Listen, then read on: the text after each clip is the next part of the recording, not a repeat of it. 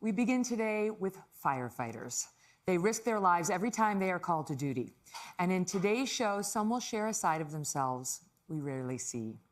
Being on the front lines of tragedies can leave many of our first responders dealing with overwhelming stress.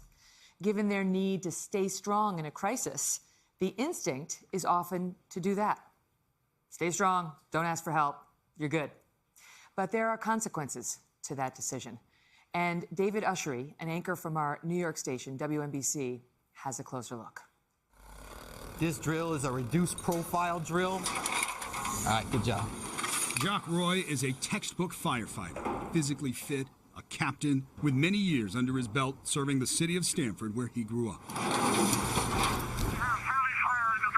But what happened Christmas Day, 2011, got to him. I was the guy. I was the guy who couldn't hack it. I was the guy who needed help. I never thought it would be me, but it was me. With presents wrapped and under the tree, fire broke out at the home of fashion executive Madonna Badger. It was merciless. 7-year-old twins, their 9-year-old sister, and their maternal grandparents all died on Christmas morning. When Captain Roy and his team came in to relieve the first shift, the grandfather and one of the girls were still missing. Our crew recovered those two bodies. In the days that followed, this whitish pink color that I experienced at the scene, every time I saw it, I would relive the incident. And I would drive my kids to school, I'd drop them off, and every little girl had a backpack with that color on it. See in your eyes, I mean, you're obviously at a place now where you can comfortably talk about it, but it's still, it's still a struggle with something like that, right? Yeah, it's never pleasant. It's never pleasant. Captain Roy still speaks haltingly about that day and is only able to do so after getting the counseling he needed from a trauma specialist. But so many of our first responders don't get help, and they're hurting. We know because they told us. NBC partnered with the International Association of Firefighters and sent anonymous surveys to firefighters across North America. 7,000 responses paint a picture of a culture still trying to cope with mental health and PTSD. Almost all surveyed, 95%, say they experience critical stress on the job. 27% say the stress has led to substance abuse. And of particular note, 19% say they've had thoughts of suicide. By the very nature of the job, firefighters have to compartmentalize. They have to set aside emotions of the moment to confront the emergency at hand. We suffer from the same challenges the general public does. Financial issues, marital issues. Now you compound that with the horror that we see every day, it adds up. And so these firefighters, who come running with turnout gear that can weigh 50 pounds, often carry emotional baggage that's weighing them down far longer. And our survey revealed many of them are afraid to talk about it because of the perception. 81% fear they will be seen as weak or unfit for duty. 87% say it's keeping them from getting the help they need. It is a number far too high, and it's why Captain Jacques Roy is talking about it, to us and to his brethren. It may seem contrary to everything, you think of yourself. We're not superheroes, we're human. Joining me now, Captain Jacques Roy and David Ushery. Thank you both for being here. Thank you for your service. Before you got to that house on Christmas Day, you had been through a lot of fire traumas and other traumas as a firefighter, as a captain, right? Yeah, I had 19 years of service at the time of that incident. So what was different about that day? I don't know that it was that particular incident, if it was so overwhelming, if it was the tipping point of a number of previous incidents. But the fact that it was Christmas, the fact that there were young children involved, and I had children of the same age,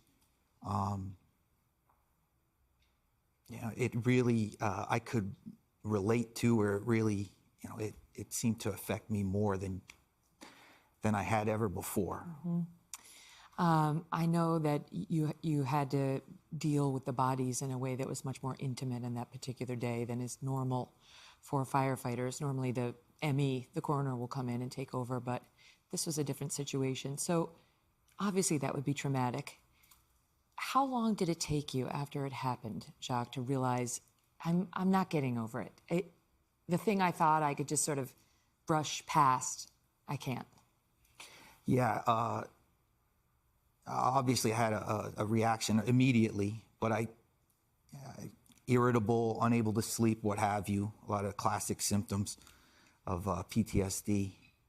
But hoping or thinking that in a week, 2 weeks, a month, it would get better. And it really wasn't getting better. I was actually doing worse. And it was after 2 to 3 months, almost 3 months, where I realized that I needed help. The clincher for me was I had these unwanted flashbacks, intrusive images. As I mentioned in the piece, every time I saw this shade of pink, I would relive the incident. And the final straw for me was with my son.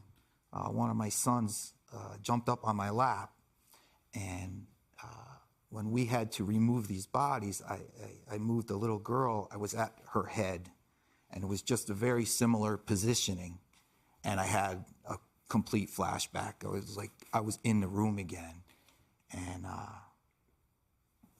wanted to shove my son off my lap. And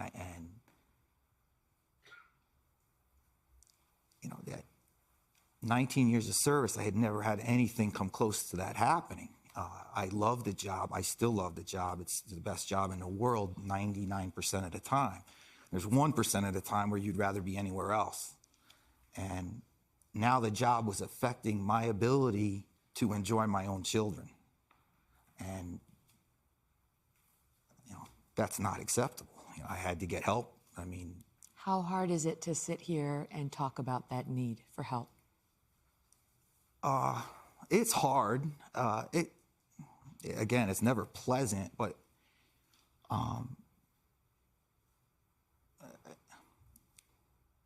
as I found, I'm not the only guy that feels that way. The survey's very telling, and it's not surprising to me. Within my own department, unfortunately, we've had 2 suicides 10 years apart. And we have 270 members, so we're not talking about a very big pool. So the issue is very real in Stanford and everywhere else. And it's nice, and thank you for doing the story, David, and yourself, for getting the message out. Well, the numbers back him up, right? That he is not alone. Those stats in your piece, David, which was beautiful, by the way, were staggering.